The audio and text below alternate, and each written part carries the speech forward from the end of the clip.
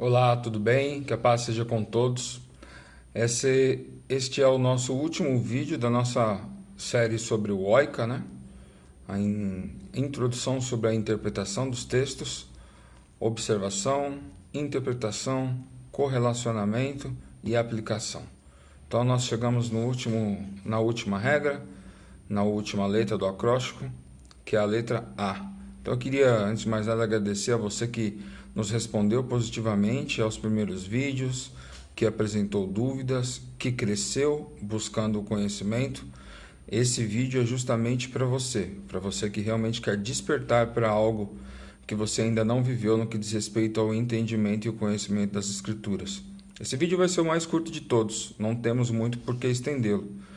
Nós vamos usar um texto muito conhecido para mostrar uma aplicação errada. Nós já vimos que aplicávamos de maneira errada o texto de João 10, né? Onde depositávamos para Satanás o fato dele vir para roubar, matar e destruir, mas no texto ali em si estava falando dos falsos pastores, dos falsos profetas, dos mercadantes da fé. Então isso já ficou muito claro para nós. E agora nós vamos usar um outro texto para apresentar mais uma aplicação errada. E agora nós vamos cometer um erro maior ainda, que é tirar um versículo dentro de um texto e arrancar do seu contexto, que é uma coisa absurdamente normal no nosso meio. O versículo em si que nós vamos usar é um versículo muito conhecido, que é Isaías 53:4. Isaías foi um profeta messiânico, viveu cerca de 700 anos antes de Cristo. E por ser um profeta, ele interpretava o coração do que Deus queria comunicar com o povo e assim profetizava. Existem profecias de Isaías que diz respeito à primeira vinda do Messias e profecias que diz respeito à segunda via do Messias. Só que eu acredito que nem Isaías, quando estava sendo inserido a esse ambiente profético, Isaías não tinha essa noção de que ele estava profetizando sobre a mesma vinda, só que sobre a mesma pessoa, só que em vindas diferentes, né? Hoje nós conseguimos chegar a essa conclusão porque nós temos os 66 livros na nossa frente, né? Isaías não tinha isso. Isaías foi alguém onde Deus usou do seu intelecto pessoal dentro de uma autoridade profética para construção e para produção de material bíblico, para que nós pudéssemos usar como apoio de estudo. Então, não vou me estender. Isaías 53:4. Certamente, ele tomou sobre si as nossas enfermidades e as nossas dores levou sobre si, e nós o reputávamos por aflito, ferido de Deus e oprimido. Então nós já escutamos várias vezes no nosso meio que por conta desse versículo em específico, nós como cristãos não podemos aceitar estarmos enfermos, ficarmos doentes ou viver alguma dificuldade na nossa área da saúde. E nós aplicamos de forma errônea, determinando, decretando que essa doença não vai acontecer.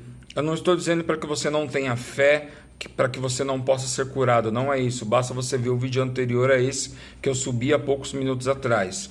Mas usando esse versículo de forma isolada, toda vez que nós fazemos dessa maneira, determinamos uma cura, decretamos uma cura, nós estamos aplicando de forma errada. Nosso irmão Mateus, segundo relata no evangelho no qual ele testemunhou, ele mesmo interpreta essa profecia para nós. Evangelho segundo relatou Mateus, no capítulo 8, no verso 17. Mas nós temos que ler o versículo anterior para entender. O correto é sempre trabalharmos num capítulo completo, não trabalhar com versículos isolados, textos isolados, porque todo texto está dentro de um contexto e existe uma primeira audição para aquele texto. Chegada a tarde, Mateus 8, Evangelho segundo o Testemunho, Mateus 8, a partir do verso 16 até o 17b. Isso. Chegada a tarde, trouxeram-lhe muitos enfermos, muitos endemoniados, e ele meramente, com a palavra, expeliu os espíritos e curou todos que estavam doentes, para que cumprisse o que fora dito por intermédio do profeta Isaías. Ele mesmo tomou as nossas enfermidades e carregou com as nossas doenças.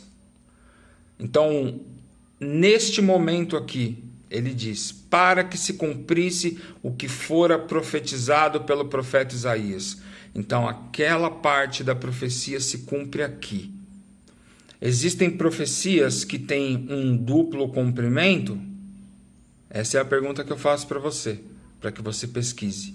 O restante da profecia que esse versículo aqui está inserido é para a igreja ou era só para o povo judeu? Essa é mais uma pergunta que eu faço para que você pesquise. A nossa intenção não é entregar nada de bandeja, é sinalizar alguns pontos que, se você respeitar, você vai conseguir trazer uma interpretação próximo daquilo que o mensageiro quis conectar como mensagem. Eu torno a dizer, existe uma mensagem. Para que você compreenda essa mensagem, você tem que respeitar princípios básicos de interpretação. Porque senão você atribui aquilo que Deus falou com você através desse texto de forma totalmente errada do que aquilo que o texto está falando. Quantas vezes você já escutou um mensageiro, um pregador dizendo, não, Deus falou comigo nesse texto. Aí o cara prega aquilo que Deus falou com ele no texto, você olha no texto, não existe nada do que aquilo que a pessoa está falando. Porque ele aplicou o texto de forma errada na vida dele e para a igreja. Porque ele não respeitou os princípios básicos de interpretação bíblica.